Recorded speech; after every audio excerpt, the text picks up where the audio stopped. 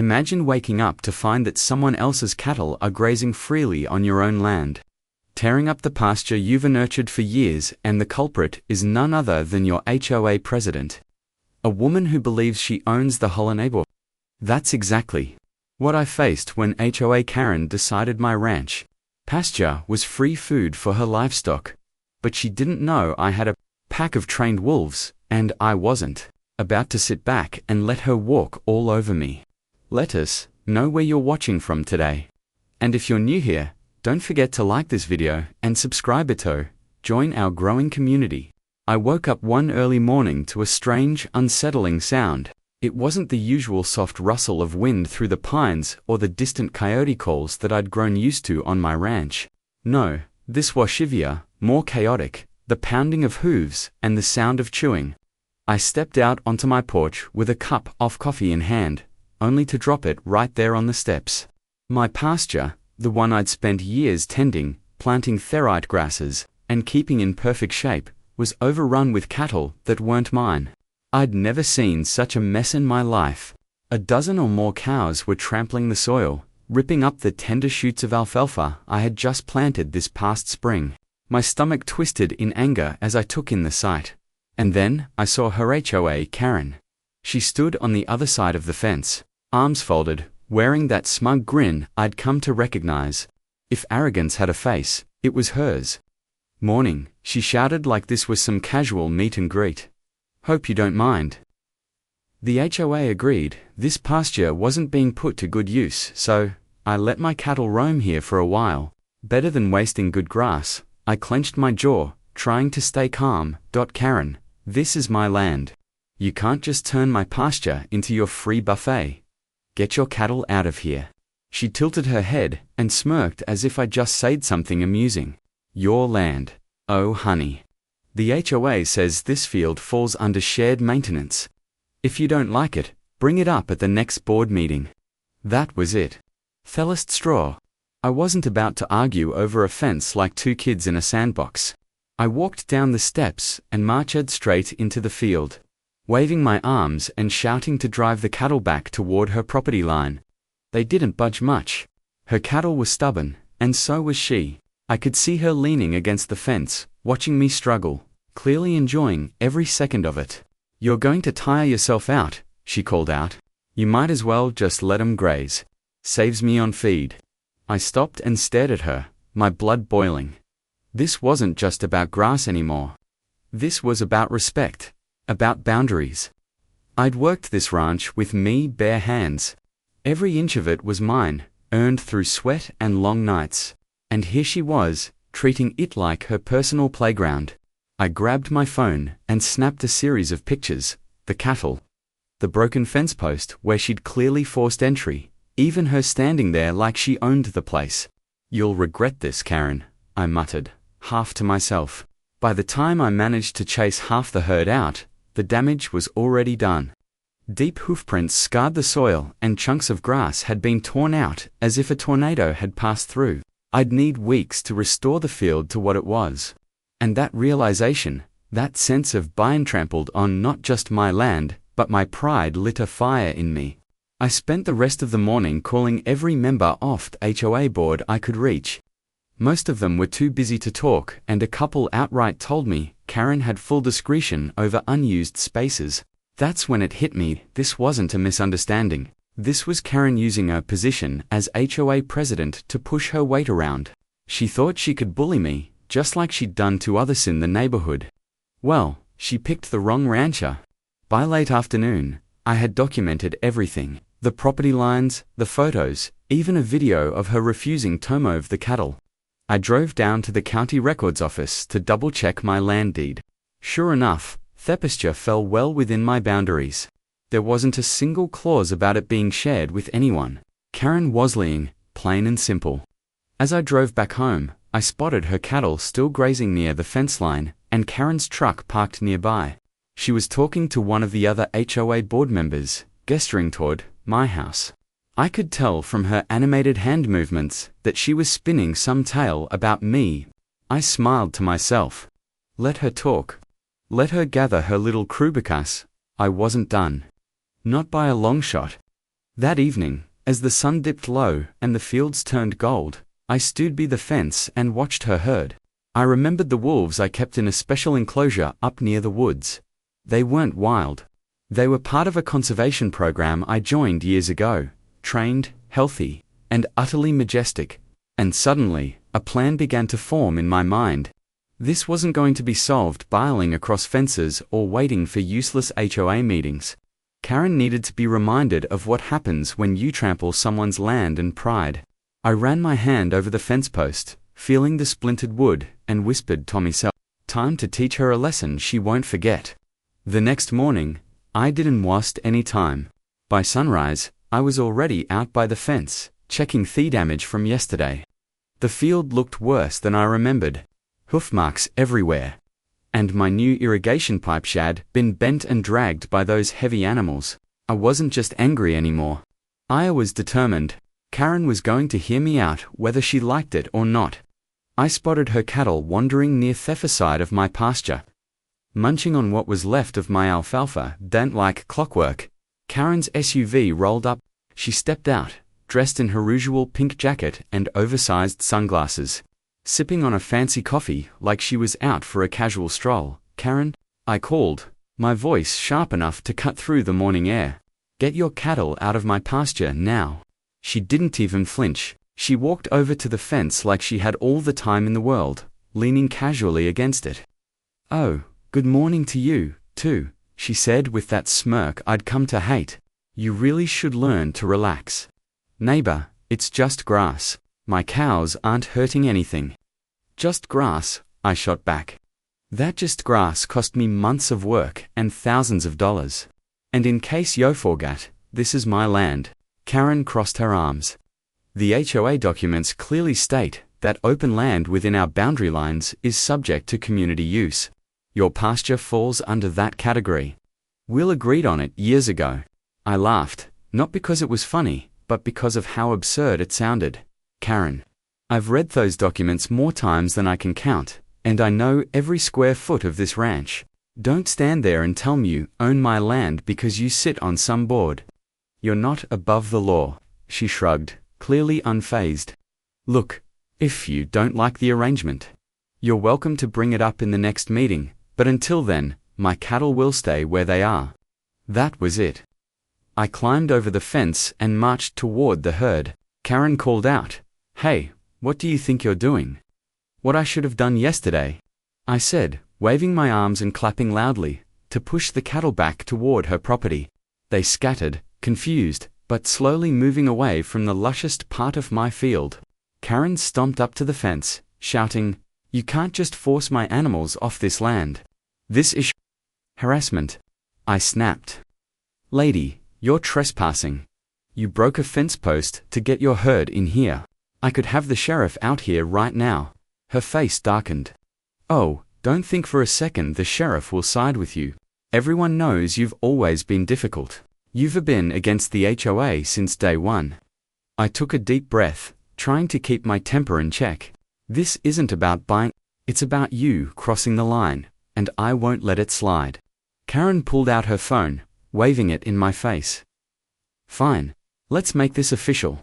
I'll record how aggressive you're being. We'll let the HOA decide who's right. I smiled grimly. Go ahead, record me. Just make sure you also record this. I pointed at the broken fence post and snapped another photo with my phone. This is all the evidence I need when I take this to court. For the first time, I saw her smile falter. She quickly hid it, but I knew I had struck a nerve. You wouldn't dare, she muttered. Try me, I said. We stood there, glaring at each other for a long moment, neither of us backing down. Finally, she threw up her hands. Fine, I'll move them today, but you're making a big mistake picking a fight with me. Funny, I was thinking the same thing about you.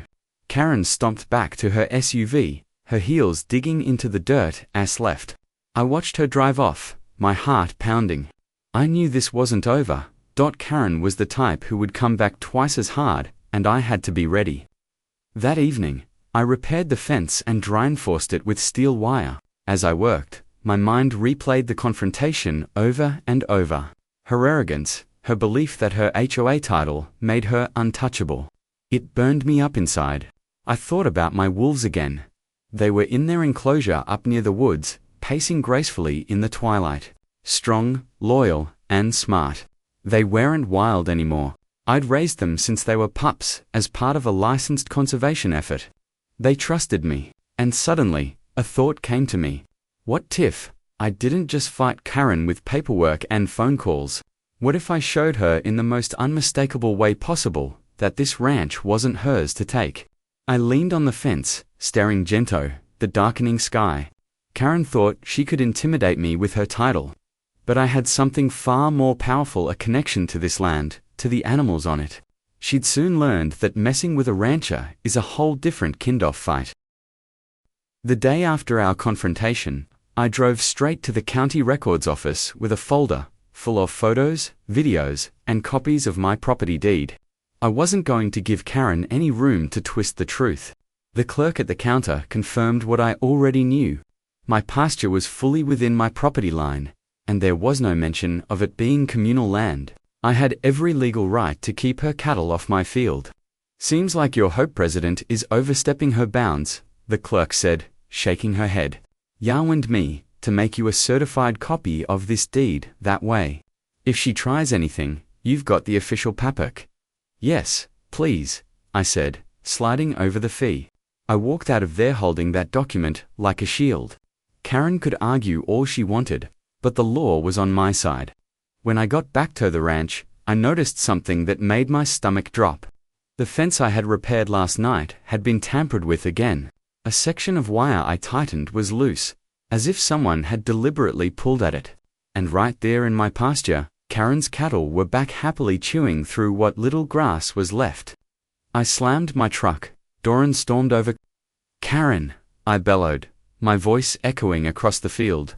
She appeared a moment later, walking casually from the dirt path behind her property, holding a bucket of feed. Oh, look who's here, she said, pretending to be surprised. Your fence must not be as strong as you thought. You did this, I accused. You broke it again, and let your cattle in. She raised her eyebrows in mock innocence. Prove it.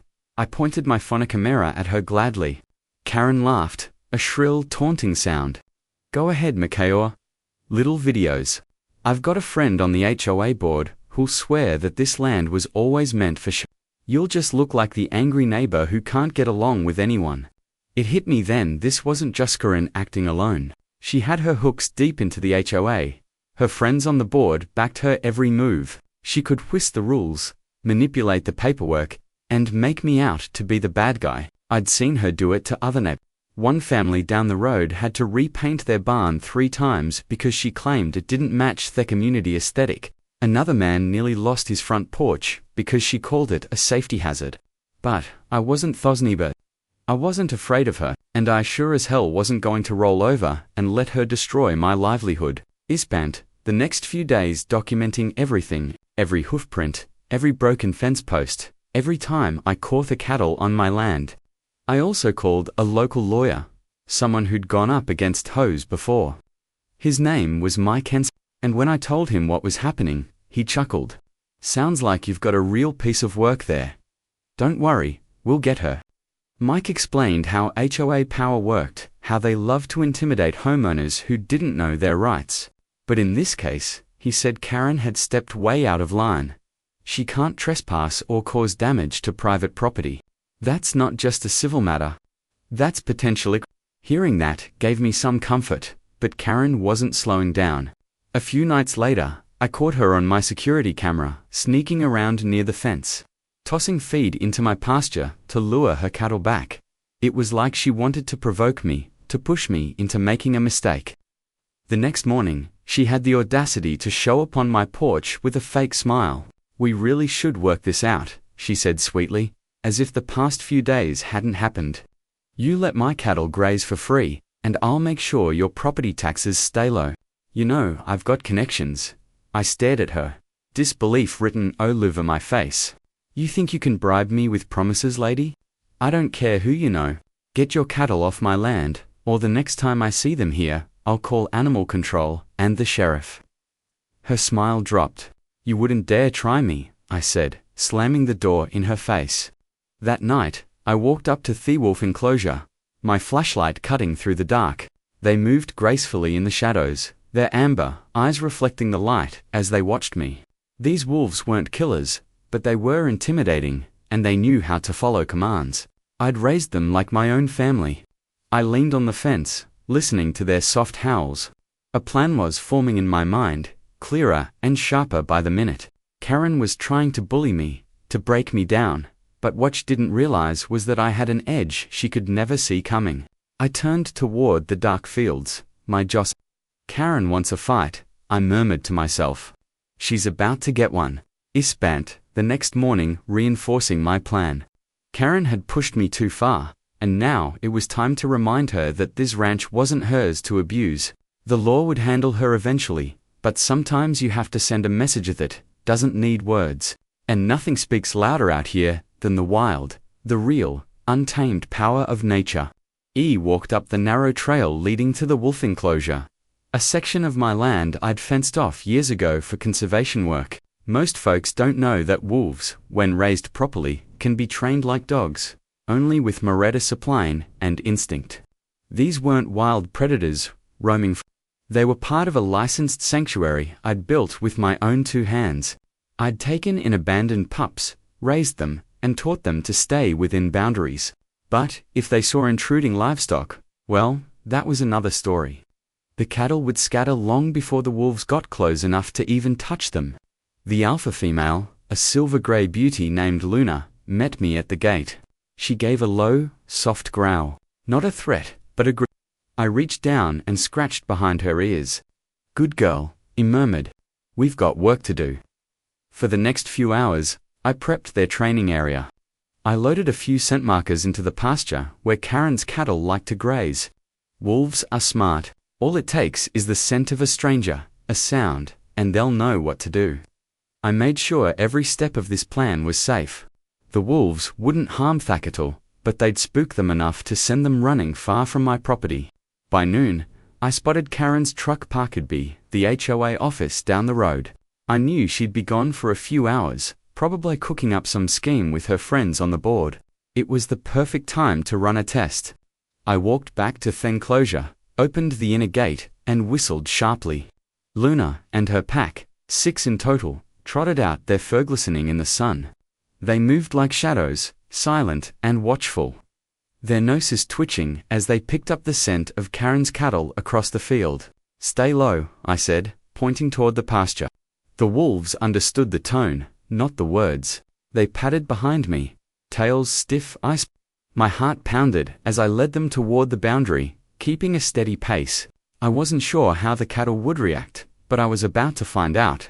When we reached the edge of my field, I gave a short whistle. Luna let out a single deep howl, a sound that sent shivers down my spine. Even though I'd heard it 100 times, the cattle froze, their ears flicking nervously. Then, as the wolves fanned out and began pacing along the fence line, the herd panicked. One cow mooed loudly, and within seconds, the entire group turned tail and stamped back toward Karen's land. I watched a grim smile spreading across my face. "That's what happens when you trespass," I muttered. "The wolves didn't even touch them. They just showed presence.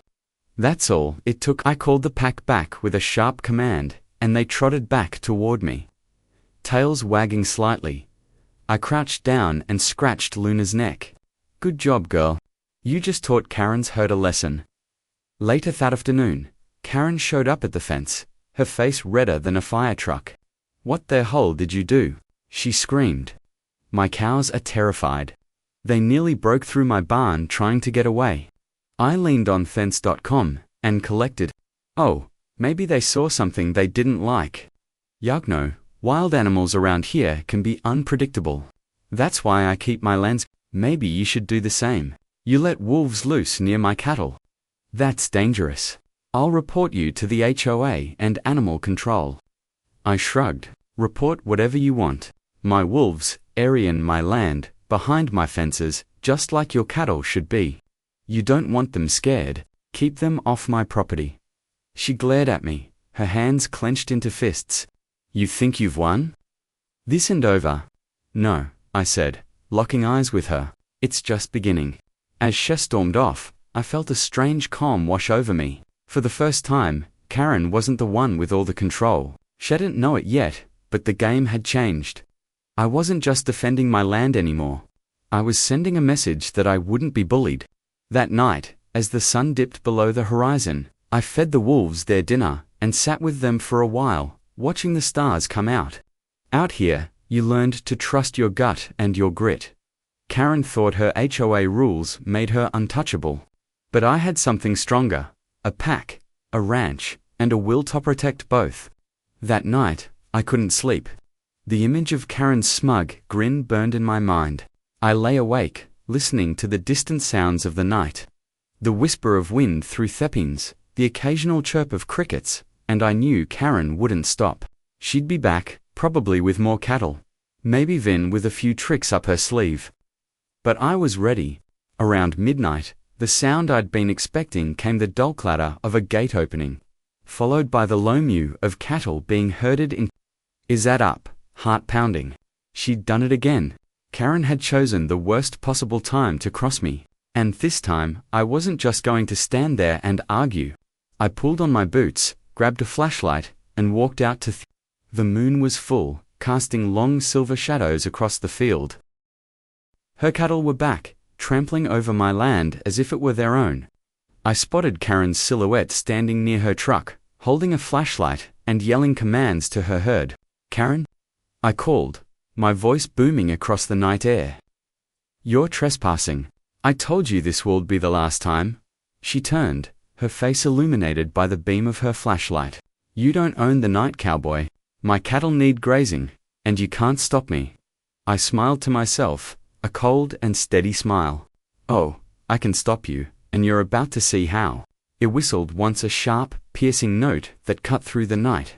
From the darkness of the tree line behind me, Kamithy low, haunting howl of Luna and her pack. The sound echoed across Thevely, deep and primal. Karen froze, her light trembling in her hand. What was that? She asked, her voice suddenly unsure. I didn't answer. I just whistled again, and the wolves appeared at the edge of the field, their eyes glowing like embers in the moonlight. They weren't charging or attacking. They didn't need to. They simply stood there, tall and silent. Their presence alone, enough to send a chill down anyone's spine.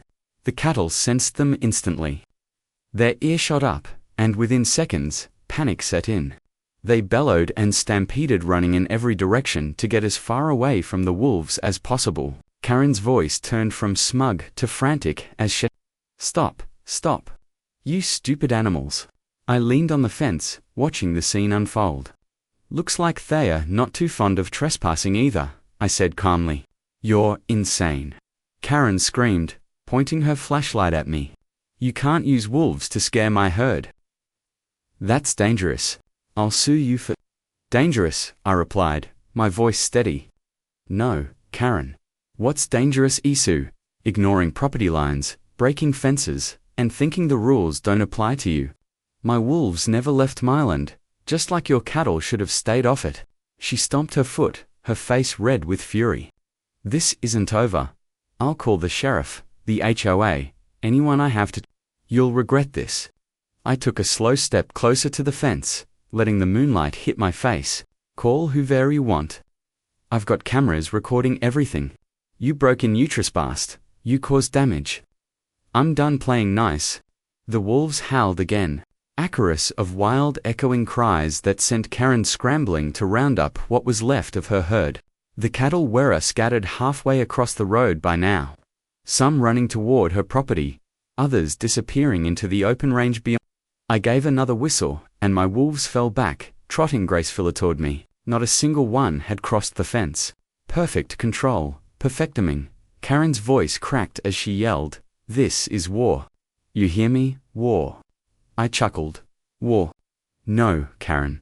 This is me protecting what's mine. You've been warned. By the time she finally got her cattle moving, it was close to 2 a.m. She sped off in her SUV, tire spitting gravel as she went. I stood there in the cool night air, the wolves at my side, feeling a satisfaction I hadn't felt in weeks. For once, I wasn't just reacting to I was taking a stand. As I closed the gate to the wolf enclosure, Luna lingered near me, her amber eyes glowing in the faint moonlight. I crouched down and rubbed her neck. "Good girl," I whispered. "You showed her withapans when someone messes with us." Walking back to the house, I felt a strange calm settle over me. Karen would be furious, no doubt planning her next move, but I wasn't worried. If she wanted to escalate this, I had plenty more in store, legal, practical, and otherwise. She'd crossed the wrong wrencher, and now she knew it. By morning, word of what happened had already spread like wildfire through the neighborhood. It seemed Karen had wasted no time calling an emergency HOA meeting, claiming I had unless dangerous wild animals to terrorize her cattle. I wasn't surprised. Karen always knew how to spin a story to make herself look like the victim. When I walked into the small community hall that afternoon, every pair of eyes turned to me. Some inhabitants looked curious, others nervous, and a few even smiled knowingly. Karen stood at the front, arms crossed, her face a mask of false concern. She was in full president mode, ready to command the room. "There he is," Karen announced dramatically as the man who thinks it's okay to use wolves to threaten his neighbors and their animals. "We cannot allow this kind of dangerous behavior in our community." I ignored her theatrics and walked to the center of the room. "Let's get one thing straight," I said, my voice firm and calm. "My wolves never crossed my property line. They didn't harm anyone or anything. All they did was remind your cattle that they don't belong on my land." Karen scoffed. "Oh, sure, that's your story, but everyone here knows those animals are wild. They could attack at any moment. You're putting all of us at risk." One of the older ranchers, Bill from down the road, spoke up. "Karen, I've known him for years. Those wolves are part of a conservation program. They're better trained than most dogs I've seen. Maybe if you hadn't kept pushing your cattle onto his pasture, this wouldn't be a problem." A murmur of agreement rippled through the room. Karen's face tightened, but she pressed on. "This isn't about my cattle. This is about community safety. We all signed up to be part of this HOA, to keep things orderly and safe. Wild predators don't belong near our homes." I held up a folder of "These are permits from the State Wildlife Department and county records proving my wolves are legally kept and fully contained. They are on my land, and I've followed every rule to the letter. The real problem here is Karen's cattle trespassing on my property, damaging my pasture, and breaking fences. I have photos, videos, and even security footage of her sneaking onto my land at night." I placed the folder on the table where everyone could see the evidence. A few neighbors leaned forward, looking through the photos, whispering to each other. The tide in the room was shifting, and Karen knew it. "Those pictures don't prove anything," she snapped. "It could have been anyone who broke that fence." I stepped closer, my voice calm, but cutting. "You really want to go there, Karen? Because I've got footage of you in your pink jacket tossing feed into my pasture at midnight. Would you like me to play it for everyone right now?" Karen's face went pale. For once, she had nothing to say. The HOA board members glanced at one another, clearly uncomfortable.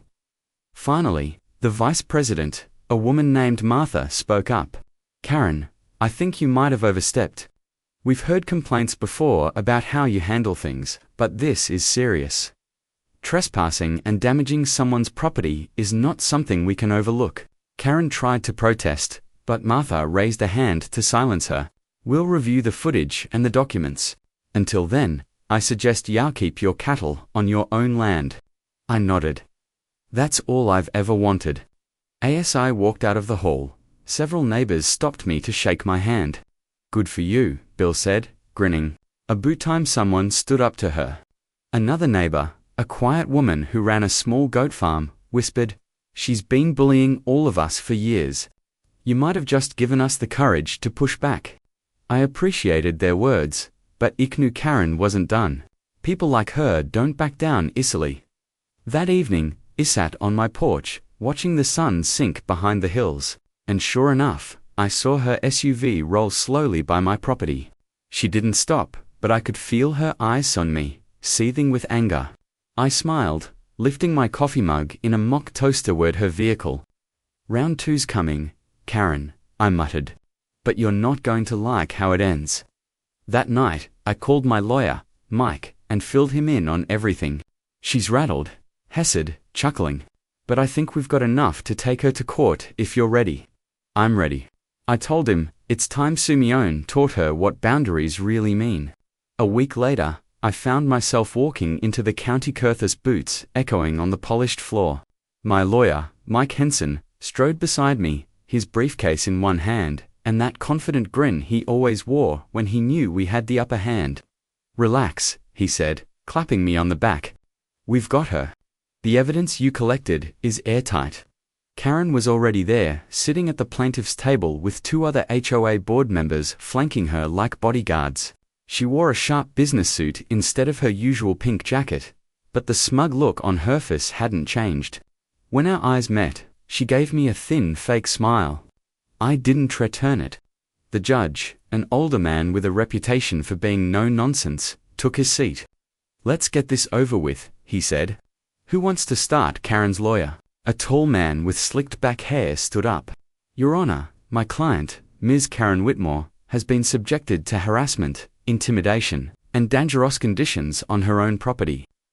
The defendant, Mr. Harper, unleashed a pack of wolves, yes, wolves on her cattle, causing emotional distress, damage and this behavior is reckless and unacceptable in a residential community. I clenched my jaw but stayed quiet. Mike had told me to let him handle this. He leaned back in his chair, completely limboffed, until the lawyer finished his speech. Then Mike stood and addressed the judge. Your Honor, let's talk about facts, not fairy tales. Mr. Harper owns a legally registered wildlife sanctuary on his ranch. His wolves never left his... We have video evidence, photos, and even certified documents proving this. What did cross the line literally was Ms. Whitmore's cattle, which repeatedly trespassed onto my client's pasture, causing significant property damage. Not only that, but we have footage of Ms. Whitmore herself breaking his fence and trespassing in the middle of the night. Mike pulled out a tablet, tapping the screen to bring up a video. The courtroom went quiet as the footage played Karen, clearly visible in her pink jacket, tossing feed into my field while her cattle followed her in. The timestamp read midnight. Karen's face turned beet red. That's not, she stammered. Mike smirked. Then, I suppose we have a twin running around. Your Honor, we can provide additional footage and photos if needed. Furthermore, we have documented the damage to Mr. Harper's pasture, which will cost thousands to repair. We're counterclaiming for full damages. The judge turned his gaze to Karen. M. Whitmore, do you have an explanation for this? Karen opened her mouth, then her lawyer fumbled for words, mumbling something about misinterpretation and blurry footage. But the judge wasn't buying it. I've seen enough, the judge said firmly. It's clear that Ms. Whitmore and the HOA overstepped their authority. Property lines are not suggestions, and trespassing is illegal. I'm ruling in favor of Mr. Harper. Ms. Whitmore, you will pay for all damages to his property, including legal fees, and as for the HOA, I suggest you review our policies before trying to enforce rules that don't exist. Karen's jaw dropped. What? You can't do this. I'm HOA president. The judge raised an eyebrow. And that means what, exactly? That you can ignore the law. I think not. If I hear about any further harassment or false claims, I'll consider additional penalties. Do I make myself clear? The silence that followed was deafening. Karen didn't answer, but look on her face said it all, defeat, mixed with pure fury. Outside the courthouse, Mike clapped me on the... That was easier than I expected. She's lucky we didn't push for more. I smiled, the tension finalizing my body. I don't need more, I just need my land respected. Afunabas were waiting outside, having heard about the case. Bill, the old rancher, gave me a thumbs up. About time Simeone put Karen in her place. He said with a chuckle, you did good. I thanked them. But I knew this wasn't just about me. Karen's power trip had made life miserable for a lot of folks in the neighborhood. Now, with her losing in court, the whole HOA would start to crumble under the weight of its own arrogance. That evening, I returned home and walked the fence line. The pasture was quiet, the sunset painting the sky in shades of gold and red. For the first time in weeks, I felt peace settling over the land. My wolves paced quietly in their enclosure, watching me with those sharp, knowing eyes. I whistled softly and Luna came to the fence, pressing her head against my. "We did it, girl," I said. "We took back what's ours." But deep down, I knew, this wasn't just the end of a battle. It was the start of something bigger. Karen wasn't the type to let go easily, but I was ready for whatever came next. The morning after the court ruling, I woke to a stillness I hadn't felt in weeks. No pounding hooves, no shouting voices, just the quiet hum of life on the ranch. As I stepped out onto the porch with a cup of coffee, I looked over my pasture. It wasn't perfect. The grass was still torn in patches. The fence still showed signs of Karen's meddling, but it was mine again. And the knowledge that the law had sided with me made every breath taste like victory. Later that day, a truck pulled into my driveway. To my surprise, it wasn't Karen, but two of her HOA board members, Martha and Greg. Martha stepped out first, her hands raised like she was approaching a wild animal. "We wanted to say, congratulations," she said cautiously. "What Karen did was wrong, and we should have spoken up sooner." Greg nodded. "She's been running this HOA like her personal empire for too long. We're calling for a vote to remove her as president." I couldn't help but smile. That's probably the smartest thing I've heard come out of that HOA in years. Martha chuckled nervously. "You earned this win, Mr. Harper. And for what it's worth, I think a lot of us are relieved Somione finally stood up to her." When they left, I felt something shift.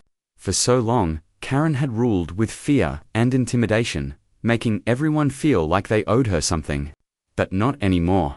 The community had seen her for what she was, and the scales had finally tipped. 2 days later, I got word that Karen had officially been removed from her position as HOA president. Apparently, the board had grown tired of her tantrums, especially after she tried blaming everyone but herself for the court ruling. I imagined the look on her face when they told her it must have been priceless. That evening, I built a small fire pit out back near the wolf enclosure. The sun was sinking and the sky turned that deep orange that only happens on the open plains. I grilled a couple of steaks, saving the scraps for Luna and her pack. They came up to the fence, quietly watching me, their amber eyes glowing in the firelight. "Yakno," I said to them, as if they could understand every word. "You did more than scare off cattle. You reminded me of Hut. It means to stand my ground." Luna tilted her head, almost as if she was agreeing. The next day, I received a letter from Karen. It wasn't an apology, she wasn't capable of that, but it was close. A short curt note that said, "I will no longer interfere with your property. Consider this matter closed." She didn't even sign it properly, just scrolled her name at the bottom like she was still too proud to admit defeat. I laughed when I read it. "That's the closest. I'll get to an I'm sorry from her," I muttered. The following weeks were quiet. I repaired the last of the damaged fences, replanted parts of the pasture, and spent more time with my wolves. Neighbors would stop by occasionally bringing pies or just dropping in to say thanks. Bill, the old rancher, came over one evening and said, "You know, you didn't just win for yourself. You stood up for all of us." That stuck with me. I hadn't thought of it that way, but he was right. Sometimes it takes one person to push back to remind everyone else they have a voice, too. As the days rolled on, life returned to normal, or as normal as it got on a ranch. One crisp morning, I stood at the fence, watching the wolves move silently through their enclosure. I thought about everything that had happened, the fights, the court battles, the sleepless nights, and I realized something. Karen hadn't just tried to take my land, she tried to take my peace of mind. But instead of breaking me, she'd made me stronger. I turned back toward the house, the smell of fresh coffee drifting from the kitchen. Before I stepped inside, I glanced once more at the horizon, where the land stretched out wide and untamed, just like it should be. "This is home," I whispered to myself, "and nobody, not even Karen, will ever change that." That's the story of how it took on HOA Karen, and won not just in court, but in reclaiming my pride and my land. Sometimes, standing your ground means finding the courage to fight back in ways no one expects. If you enjoyed this story, take a moment to reflect on your own battles and victories. Don't forget to like this video, subscribe to the channel, and share your thoughts in the comments. I'd love to hear where you're watching from, and what stories you want to hear.